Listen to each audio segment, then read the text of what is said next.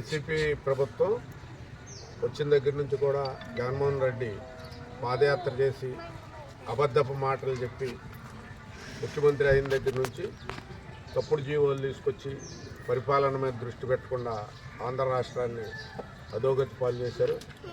144 పెట్టి ప్రతిదానికి కూడా ప్రతిపక్షాలు స్పందించుకోకుండా జీవోలు తీసుకురావడం జరిగింది. అలాగే కొన్ని జీవోలు హైకోర్టులో కొట్టేయటం జరిగింది, కొన్ని సుప్రీంకోర్టులో కొట్టేయటం జరిగింది. అలాగే రాష్ట్ర ప్రభుత్వం అన్ని రంగాల్లో కూడా విఫలమై ఆఖరికి అసెంబ్లీ సెక్రటేరియట్లో కూడా సమావేశాలు లేకుండా, అసెంబ్లీ సమావేశాలు లేకుండా తప్పుడు జీవోలు పుట్టించి 3 రాజధానులన్నీ జీవోలు పుట్టిట్టు కోర్టులో ఆర్గ్యుమెంట్కి వచ్చేసరికి మళ్ళీ వాటిని విరమించుకుంటాం, మళ్ళా అయిన వెంటనే మళ్ళీ 3 రాజధానులను తెర మీద తెచ్చి రాష్ట్రాన్ని అంతా అధోగతి పాలు చేశారు.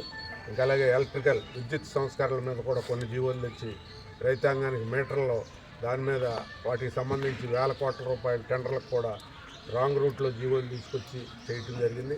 అలాగే భూ సర్వే అని ఇదంతా కూడా రాష్ట్రాన్ని ఎక్కడెక్కడ భూములని ఐడెంటిఫై చేసి అవన్నీ కూడా వైసీపీ లీడర్స్ కబ్జా చేయటం కోసం సర్వేలు చేసి దానికి ఒక పద్ధతి లేకుండా రాష్ట్రంలో అందరినీ కూడా భూ సర్వే అంతా నిర్వీర్యం చేసి ఎంతవరకు కొట్టోలుకు పరిమితం చేసుకున్నారు. అలాగే వీటికి సంబంధించిన జీవోలు ఇలా చెప్పుకుంటూ పోతే 2 రోజులు చెప్పిన పరిపాలన అంతా విధ్వంస పరిపాలన.